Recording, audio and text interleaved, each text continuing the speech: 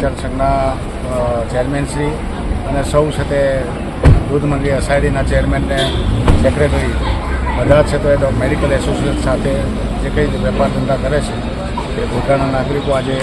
માન્ય મુખ્યમંત્રીએ ટાઈમ આપ્યો હતો કે ડૉક્ટર વલી અને અમારું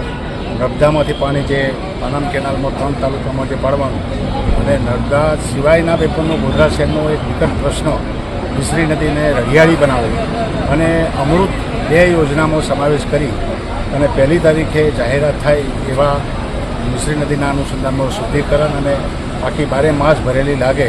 જે સૌંદર્ય રીતે સટે પર જે સરકારના નીતિ નિયમો જે વિભાગનું કામ હોય એમાં વિભાગમાં મંજૂરી વહેલી તકે આપે એના માટેનું એક આવેદનપત્ર ડૉક્ટર વલી સાહેબ અને અમારે ખેડૂત આગેવાનો સહિત આજે મુખ્યમંત્રીને